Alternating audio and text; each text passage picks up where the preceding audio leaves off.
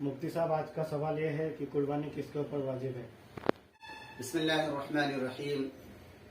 अल्हम्दुलिल्लाहि वहदा वस्सलातु वस्सलामु अला मन ला नबिय्य बअदा। अऊज़ु बिल्लाहि मिनश शैतानिर रजीम। बिस्मिल्लाहिर्रहमानिर्रहीम। क़ुल इन्ना सलाती व नुसुकी व महयाया व ममाती लिल्लाहि रब्बिल आलमीन। बावकार हाज़रीन, आपने ये पूछा है कि कुर्बानी किसके ऊपर वाजिब है, यानी वो कौन साहब हैं, वो कौन लोग हैं जिसके ऊपर कुर्बानी देना वाजिब है। कुर्बानी ये वाजिब है। कुर्बानी जो साहिब निसाब है इसको कुर्बानी करना चाहिए। अगर कोई साहिब निसाब होने के बावजूद कुर्बानी नहीं करता है तो वो गुनहगार है। तो अब सवाल ये रह जाता है कि कुर्बानी किसके ऊपर वाजिब है। तो ये बात अच्छी तरह समझना चाहिए कि कुर्बानी उस शख्स पर वाजिब है जो साहिब निसाब है। अब ये सवाल करेंगे कि साहिब निसाब किसको कहते हैं, कौन आदमी साहिब निसाब है जिसके ऊपर कुर्बानी वाजिब है।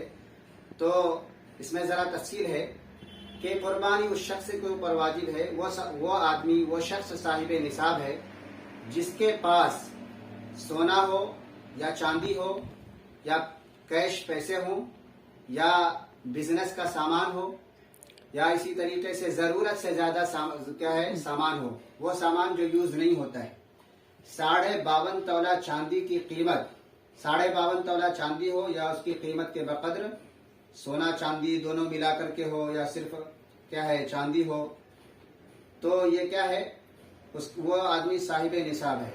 ये 52.5 तोला चांदी कितना हो जाता है आज के मौजूदा वजन के एतबार से, ये 612 ग्राम 360 मिलीग्राम होता है। और अगर आज के आज के दौर में आजकल के एतबार से यहाँ हमारे शहर के अंदर इसकी कीमत तकरीबन 45,000 के करीब हो रही है।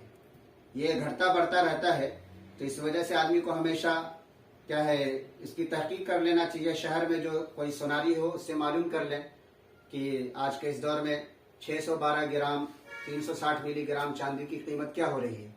तो 612 ग्राम 360 मिलीग्राम चांदी या उसकी कीमत के बकद्र कैश पैसा हो, वो पैसा चाहे तो जेब में हो, घर में हो, बैंक में हो, कहीं भी हो, वो आदमी साहिब निसाब है।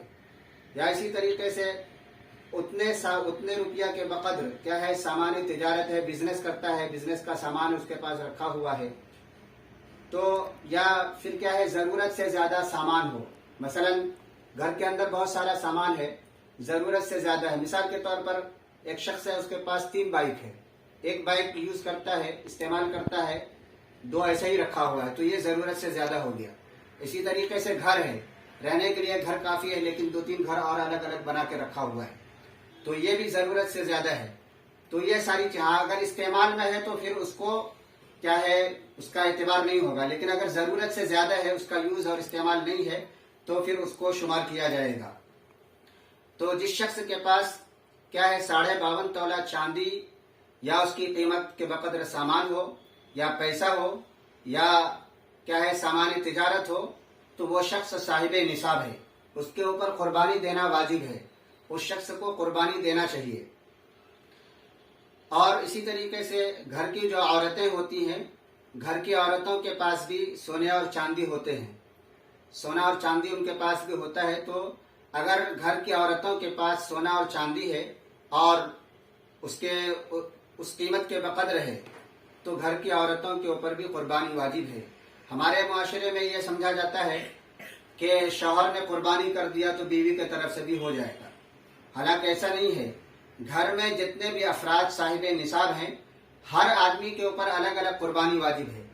बाप के कर देने की वजह से बेटे के जिम्मे से अदा नहीं हो जाएगा, बल्कि अगर बेटा अलग मालिक है, बाप अलग मालिक है, दूसरा भाई अलग मालिक है, बीवी अलग मालिक है, एक ही घर के अंदर 4-5 आदमी हैं जो सब साहिब निसाब हैं, सब मालिक हैं उतने पैसे के, या साहिब निसाब 3-4 लोग हैं, तो उन चारों आदमी को अलग अलग कुर्बानी देना वाजिब है। ऐसा नहीं कि घर का एक फर्द कुर्बानी कर दिया तो सबके जिम्मे से साकित हो गया, ऐसा नहीं है, बल्कि हर आदमी को जो भी साहिब निसाब है, हर आदमी को कुर्बानी अलग अलग करना वाजिब है। अगर बड़ा जानवर है तो उसमें हर आदमी एक हिस्सा अपना ले सकता है, छोटा जानवर अगर कुर्बानी कर रहा है तो अलग अलग کیا ہے قربانی کرنا پڑے گا. تو اس وجہ سے اس بات کو بھی اچھی طرح سمجھنا چاہیے کہ جو بھی صاحب نصاب ہے گھر میں جتنے بھی افراد ہیں ہر ایک کے اوپر قربانی کرنا واجب ہے. ایک آدمی کے کر دینے کی وجہ سے سارے لوگوں کے ذمے سے ثابت نہیں ہوگا بلکہ ہر آدمی کو الگ الگ قربانی کرنا چاہیے.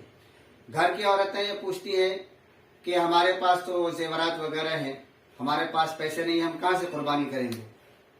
تو اس کی شکل نکالنی چاہیے. کیا ہے اگر سال بھر میں تھوڑا تھوڑا پیسہ عورتیں جمع کر کے رکھیں تو اس سے قربانی کے بقدر پیسہ جمع ہو جائے گا. اور اگر وہ صورت نہیں ہے تو جو سونا چاندی اس میں سے تھوڑا سا بیچ کر کے قربانی کر دے.